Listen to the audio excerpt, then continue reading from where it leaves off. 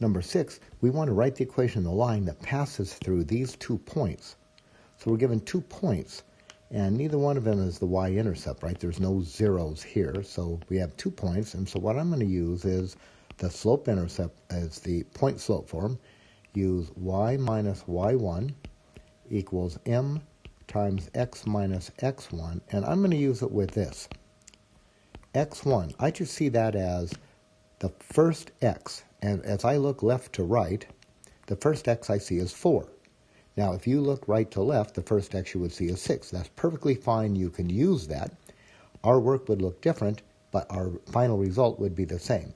I'm just going to use x1 being 4. y1, the first y I see, is 5. So I'm going to use a 5 here. And the slope, we don't have the slope, but we have 2 points. We have 2 points. We can get the slope. And I have a formula for the slope, right? The formula is this: y2 minus y1 over x2 minus x1. Substitute our values in here for the slope. We'll get, now I'm going to do this, y2 minus y1, the second y minus the first y. So come up here, the second y minus the first y. So I think we're looking at 11 minus 5 over second x minus first x. And as I look up here, the second x is 6, the first x is 4, so we'll get 6 minus 4. So the slope then is 6 over 2. The slope is 3. So now, when we substitute this x1 and y1 and this slope into our template, we can get the equation. So let's do that. I'm going to do that right here. So we will get y minus y1 is 5 equals m, and we computed that to be 3, x minus x1, which is 4. So we'll get y minus 5 equals, let's multiply through, how about 3x minus 12? And then we're going to add that 5, right? So we'll get y equals 3x, and then minus 12 plus 5 puts us at minus 7. Number 7, we have these 2 points. Now this one here is very much like number 6, except number 6, all the components are positive, and now we have a couple negatives. So we're just going to see what we can do about being careful with these negatives now. So because we're given 2 points and no slope directly, we're going to have to use the point-slope form. So we're going to use the point-slope form, y minus y1 equals m times x minus x1, and we have, in my view, an x1, first x I see is negative 3, and a y1, the first y I see is 4, but we don't have m, so we're going to have to go get it. And I can get this by using these 2 points in the slope formula. So first of all, let me write down what I've got. I'm going to use that formula with x1 equal to negative 3, y1 equal to 4, right? The x1 is at negative 3, the first x is negative 3, y1, the first y is at 4, and m, well, we'll have to go get m. We'll have to get m. We don't have it directly, but we can get it using the slope formula, y2 minus y1 over x2 minus x1.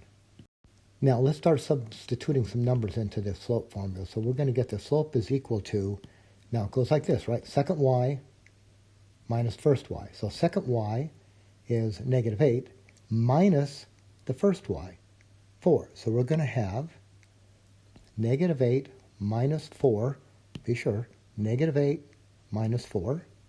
And then for the x's, second x minus first x. And the second x I see is 2 minus negative 3. So be careful with those negatives. So we're going to have 2 minus negative 3. This is going to give us negative 12 over 2 plus 3. So we're going to get negative 12 over 5. Now let's substitute this x1, this y1, and this m into our formula, into our template, to see if we can get the equation of the line. So we're going to get, I'll do it up here, we're going to get y minus y1, which is 4, equals m, negative 12 fifths, times x minus, be careful, x1, negative 3. So this will give us y minus 4 equals negative 12 fifths times x plus 3. So this will give us y minus 4 equals, now multiply through, right, distribute. So we'll get negative 12 over 5x, and then negative times positive is negative. Now, here's what we're going to do. 12 times 3 is 36 divided by 5. Now, nothing's going to cancel there or reduce. We're just going to, negative 12 times 3 is 36 over 5. So we're going to get 36 over 5. And then we're going to add 4, right? So what we're going to do here is add 4. We'll have y equals negative 12 fifths x minus 36 over 5 plus 4. Now, we can combine these if we get a common denominator. So how about if we write this? Y equals negative 12 fifths x minus 36 over 5 plus, now let's write this 4 as something over 5. So it's really 4 over 1. If I multiply the bottom by 5, I multiply the top by 5, that'll give us 20 over 5. And then we can combine those two, and let's do that right here. We'll get y equals negative 12 fifths x, and then we will have plus what? Negative 36 plus 20 over 5. So y is equal to negative 12 fifths x, and then what do we have here? Negative 36 plus 20. Well, 36 minus 20 is 16, but it's negative. So we're going to get negative 16 over 5.